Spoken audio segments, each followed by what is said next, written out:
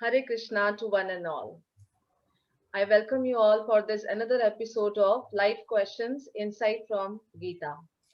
Our India has the richest culture, and I'm sure you all will agree with me that the life is celebration in India.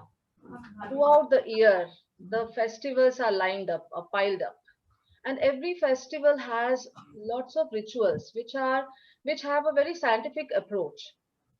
Let's start with our question and answer session round. So for that, let's welcome Manu ma'am in our studios. Welcome Manu ma'am. Hare Krishna. Hare Krishna Punam. So let's with all your consent, can we start our question and session rounds? Sure, I'd like to express my thanks to you and Mudit ji who's organizing it, and to our questioners, the guests, and the persons who have sent their questions to you for this program, and thereby they are strengthening our program and lending interest to it. So I thank them all.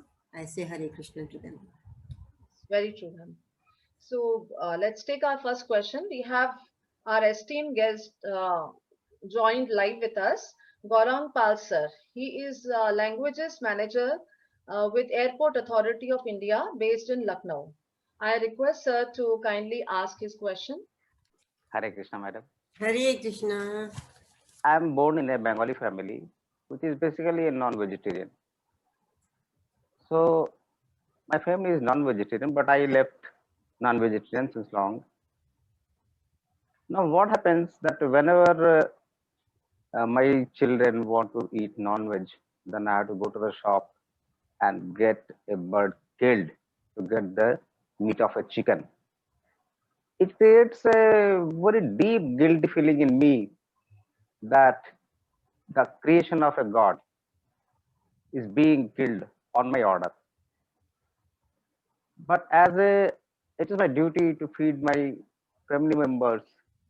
My problem is this: that whenever I go for such purchasing, so when I come with the item, so I bring a guilty feeling with me. What should I do? So please help me. Sure, Gaurangji. I'm sure Krishna has some good solutions for you in Bhagavad Gita, and according to the system given in Bhagavad Gita, Krishna has clarified that there are three modes of nature. There are three modes which have been created by nature and which are present within every human being. And these three modes are Satogun, Rajogun, and Tamogun. And all these three modes, like Satogun, implies that a person be will be following the way prescribed by scriptures, and in his life and lifestyle, everything he will be including the teachings of scriptures. And in Rajogun, the person in whom the mode of Rajogun is working strongly, that person will be the slave of his own desires, and he would like to get all the things or get all his desires, worldly desires fulfilled. He will be working for that. And the person in Tamogun, he will be not only not he will not be knowing about rules of scriptures, but he will not even care for them. And it has been given in 16th chapter of 17th chapter of Bhagavad Gita that it's otherwise difficult to know which mode of nature is prevailing within a person, but the food which a person adopts and the food preference which a person exhibits, that shows that which mode of nature is prevailing within him. Out of three modes, only one mode of nature will be prevalent at one time. That means either a person is under influence of Satogun, then Rajogun and Tamogun are not working in him, and all his actions will be according. And the diet of these of persons under influence of Satogun, Rajogun, and Tamogun has been specified in 17th chapter, not by Krishna in the shlok, but by Swami Ram Subhas ji in the interpretation. And he has shown clearly that persons in Satogun prefer scripture prescribed diet like milk, fruits, dry fruits, and pure grains, ghee, butter, that kind of thing. Then the food preferred by people under influence of Rajagun, that is very bitter or very hot, very sour, or very much roasted and fried and that sort of thing. Not too good for the health and harming the body also. And which arouses sort of violent passions. And the food preferred by Tamogun, by people under influence of Tamogun, that is either stale food or food which shouldn't be eaten at all, which shouldn't even be given to animals.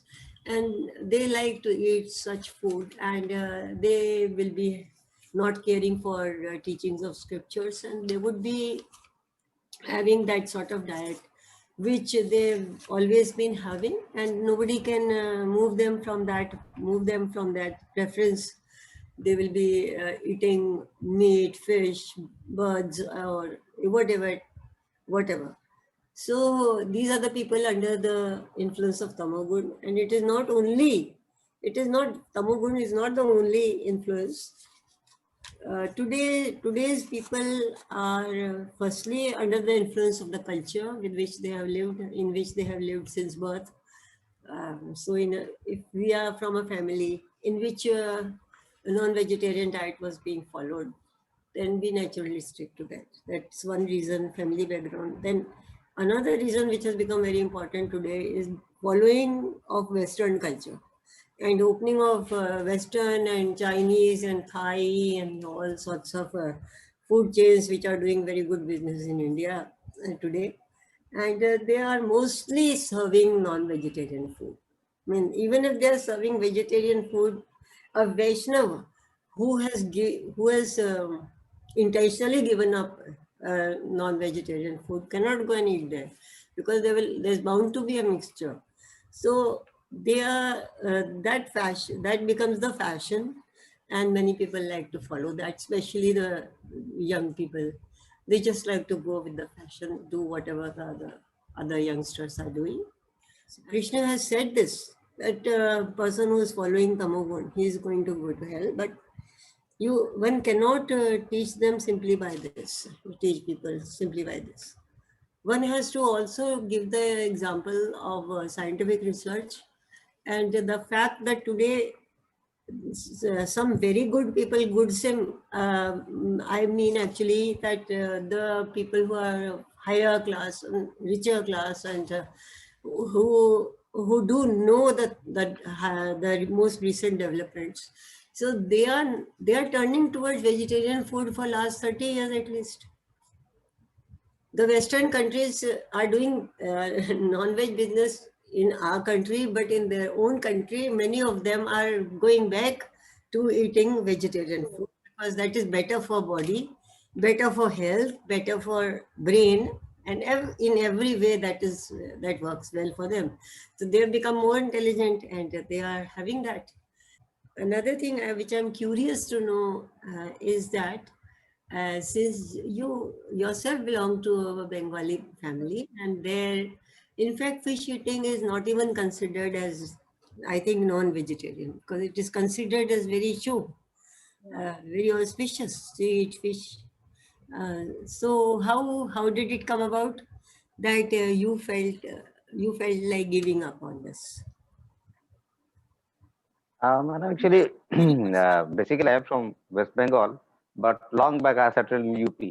Oh, And since 1 or 2 years back, I was eating non-veg, but I was not so much interested in non-veg.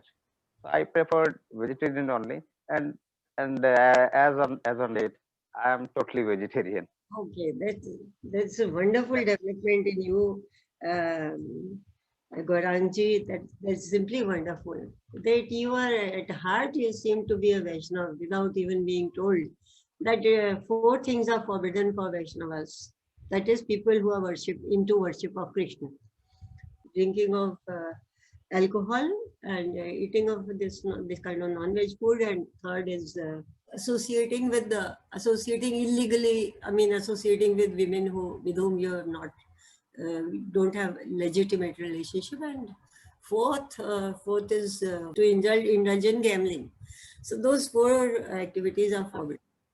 So would you like to say something as a counter question, or No, I don't want to put any counter, but I want the suggestions. Should I suggest my children that they should be yes, vegetarian?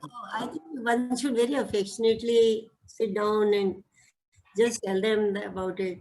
And I know that I don't need to say this, that one has to be gentle, affectionate, and persuasive, and show them the upsides and downsides of both. I mean, talk about that also, and express that you yourself have a feeling of guilt when you are providing for this kind of diet for the family. You are experiencing a feeling of guilt, you can express that. It hurts me. And then I think one can show some videos to the family. Sit together and watch. That's my Thank suggestion. you, ma'am. Because Hare Krishna. Gita is meeting, that's not the thing. Okay. Thank you. Hare Krishna. Thank you, sir. Hare Hare Krishna, madam. Krishna. Very rightly said, ma'am. Most of the people are converting into pure vegetarian, and many are being also coming up to the vegan also. Um, that's very true. Then the vegan So diet. let's move on to our next question, which is again related to very much this only, because Lord Krishna is another name is also Gopal.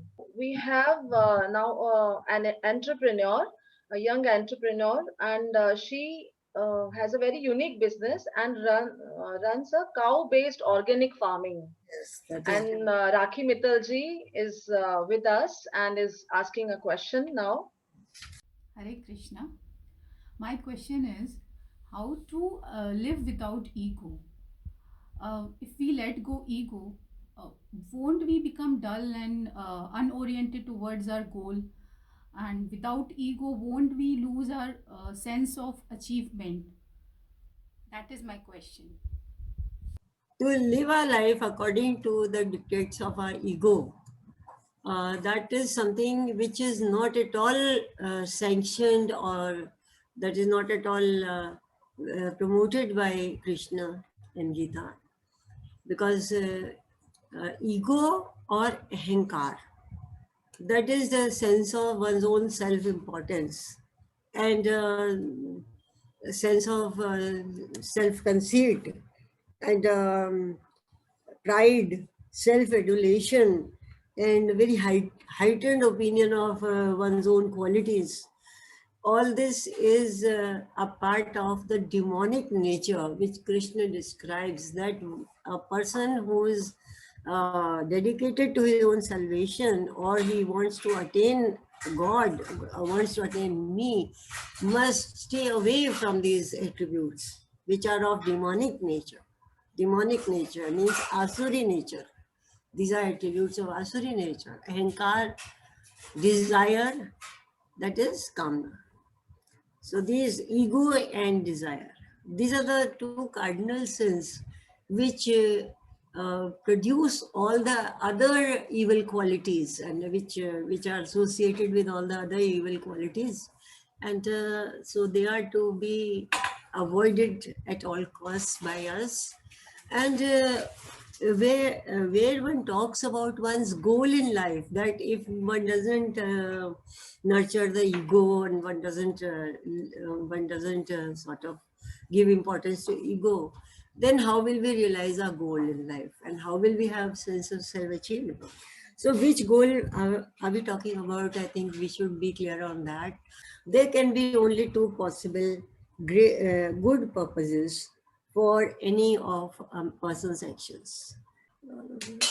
The first way, that is to benefit the whole of humanity, to work for the welfare of people, to feel the sufferings of people as his own suffering and try to alleviate it.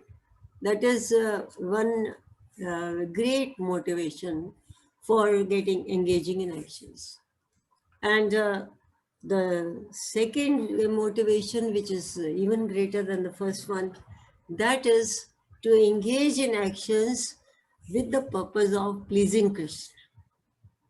This is the motivation of Krishna's devotee. And Krishna's devotee wants nothing as the fruit of his actions except the pleasure of Sri Krishna. So our motivations behind our actions, even our worldly actions, should be, the attitude should be that of service. Even if we want to start a business, want to set up factories, and want to get into manufacturing, even there, the purpose should be not to uplift our own ego, not to uplift or bolster or nourish our own ego, but the goal and the motivation should be that of service. The attitude should be that of. And when we are working with this attitude of service, there is no reason why our enthusiasm and energy should get depleted. Our enthusiasm and energy, when we are working for the sake of others, they sort of fill us with that sort of joy and a sense of inward peace and a constant interest in the work itself, which is bringing solace and which is bringing benefit to so many of our human creatures. So there is no possibility there of the person ever losing the interest. In fact, Krishna has said in 1618 that ahinkara balam darpam kamam krodham cha sanshrita mamat paridiheshu pradvishanto abhaysvika. As those who are driven by ahinkar and kam, which are the two cardinal evils, and along with them there is krodh, that is anger. So those persons cannot succeed in their targets, they cannot achieve their targets, they are bound to fail. So this is what I want to say about ego, that living without ego, that is in fact the most wonderful state or most wonderful condition of all.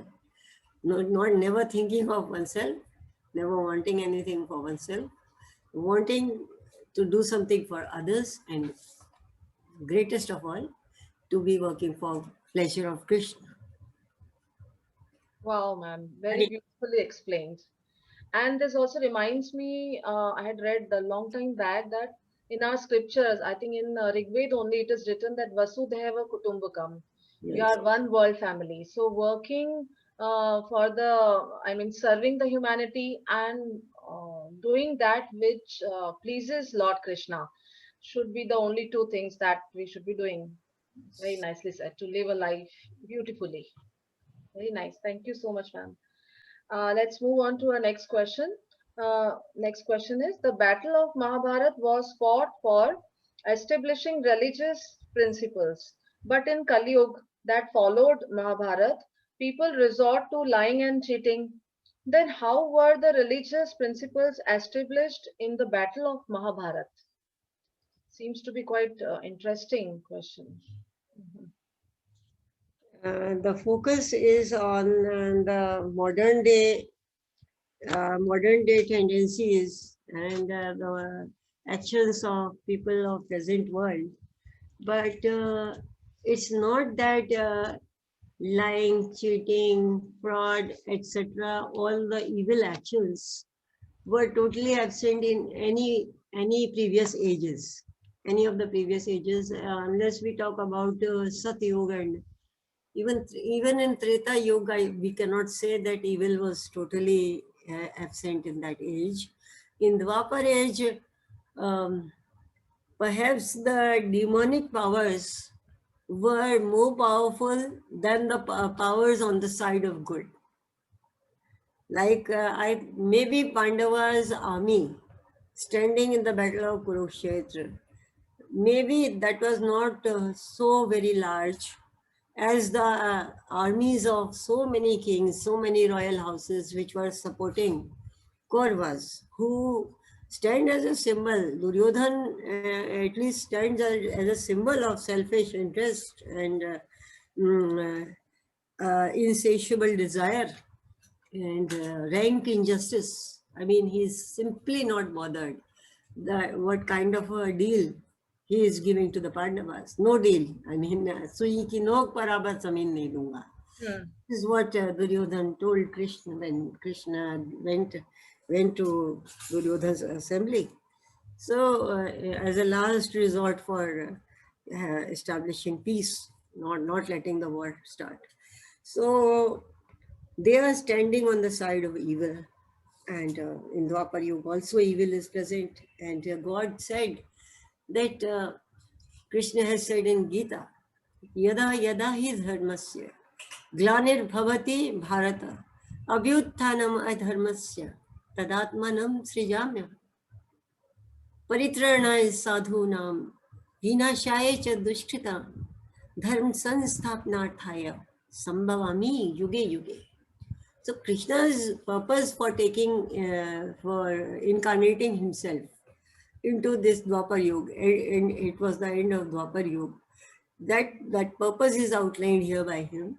That whenever I see that the religion and morals, they are put into danger, they are in danger, and the good people are suffering at the hands of their tormentors, the people driven by evil powers, then I create myself and I appear on the earth among the people for the re-establishment, for the well-establishment of religion and the moral code, so that the system is purified of the evil powers, of the evil elements. That is what Krishna says. Krishna has said, and the battle of Mahabharata justified his saying so. He has spoken his Bhagavad Gita right at the beginning of the battle when Arjun feels that pressure of deluded attachment towards his kinsmen, towards his relatives, and all those people standing opposite him in the battle. And Krishna's purpose was to remind Arjun of his natural duty and to inspire him to do that duty. But once the battle of Mahabharata has been fought and the evil powers have been laid waste, they have been totally defeated, and that the virtuous Pandavas, they have emerged victorious, then Krishna has proved that he has destroyed the demonic elements, he has he has caused the destruction of demonic and evil elements through the battle of Mahabharata. Because in the battle of Mahabharata, every royal house of that time was standing behind Duryodhan, uh, all the kings who were having demonic tendencies, and all the kings who were having uh, godly tendencies, good tendencies, they are supporting the cause of justice and they are supporting Arjun and Krishna himself. Arjun has brought Krishna in person, not Krishna's army, which is which Duryodhana has asked. So all the good people are with Arjun, and this is the fact that the good people win and the evil people are destroyed. That shows Krishna's purpose for incarnation has been fulfilled. This purpose has been fulfilled, but before withdrawing his lecture, before wrapping up his discourse, Krishna tells people the importance of promoting Gita, because now Kali Yuga is round the corner, and Krishna knows that, whether anyone else knows or not. But Krishna knows that with the end of battle of Mahabharata, in very short while, Krishna is going away to his own Dham, Golok, Vrindavan, and the moment Krishna leaves the earth, Kali Yuga will have entry on earth. In Kali Yuga, it will be the evil powers which will be strong. Those will be dominant, those will be prevalent, and the good qualities, the virtuous qualities, will be suppressed. People will not know where to find guidance, how to live their lives. Yes. So those evil powers which have already been destroyed will surely, with the onset of Kali Yuga, start again raising their head. And in those dark hours, in those dark times, how will men know how to live their lives, what to do, what to avoid doing? How will people be guided? It will be difficult to recognize truly saintly men, truly holy men, and no one will have the power to study vast all our scriptures, which are so very vast. I mean, if you talk even of Srimad Bhagavatam, that is having 18,000 shlokas, and that is just one of our scriptures. See the Vedas, see the Puranas, the Upanishads, the Samhitas, the Sutras. So, this vast literature, scripture literature, who will be there to teach it and to study it?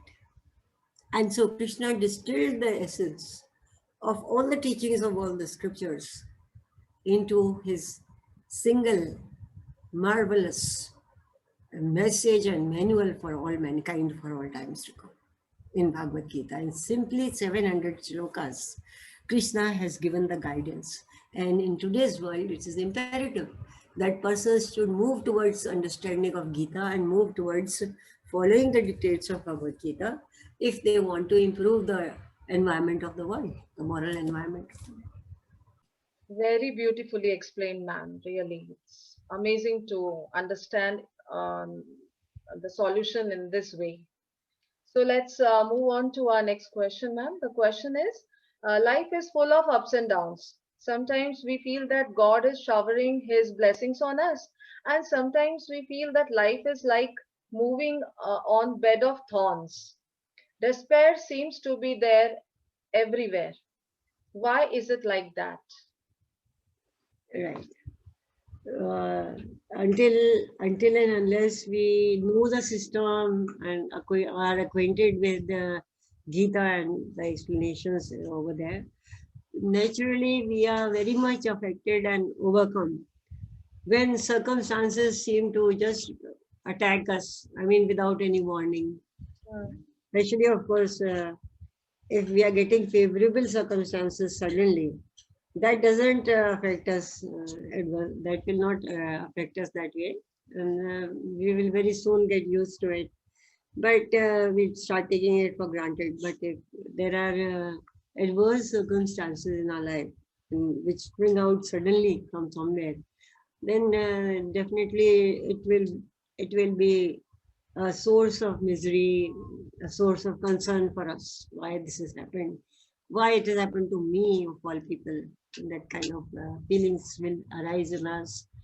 And this is what Krishna has taught actually in Gita, that a person should develop the attitude of samta, the attitude of equanimity in whatever circumstances which he receives. Whether they are favorable circumstances or adverse circumstances, the person should cultivate that attitude of samta, and he should not get uh, either favorably affected, too much pleased by favorable circumstances, nor he should get too much grieved by unfavorable circumstances. It is the prescribed attitude of a person in samta, that when he is receiving favorable circumstances, he considers them as the benevolence and mercy and love of the Lord, love of Krishna, and he wants to share them with all people as much as possible. So he wants to do good by that. By receiving something from Krishna, he always wants to share it and bring happiness into lives of others by his newly developed or newly acquired abilities. Whereas if he is receiving adverse circumstances, then he recognizes recognizes it as the grace of Krishna and as Krishna's concern for wiping out his sins of previous lives. Because the person who is undergoing the adverse circumstances, both circumstances are outcome of our actions of previous lives, or maybe in this life also, in previous times, whatever we have done. So they are outcome of that. Favorable circumstances are result of our good actions in past. Adverse circumstances are result of our evil actions in past. And if we are into this we are getting these adverse circumstances, then we have to understand that they are sent to us to wipe away our the blots of our evil actions, to make us pure, and to sort of send us very speedily on the road towards salvation or God realization. That is why they are sent to us. One has to inculcate samta or equanimity in life as far as possible. It is not something very easy to do. Definitely, it's not very easy. It depends on the extent of the miseries which you feel the adverse circumstances have brought you, or the joys which the favorable circumstances have bestowed on you. It depends on the extent of that, the intensity of that, how much you'll be able to handle. But we have to cultivate this attitude. Then another thing which we have to remember is that it is only when a person harbors, nourishes a desire for joys, for worldly pleasures, worldly success, worldly happiness, it is only then that uh, he will be receiving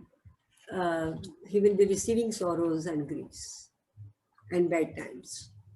So, in fact, in Gita, in fifth chapter, it's been said, "ये ही संस्पर्शजा भोगा दुख योनिया एवते आद्यंतवंतः कौन्तेय न तेषु रमते बुधा."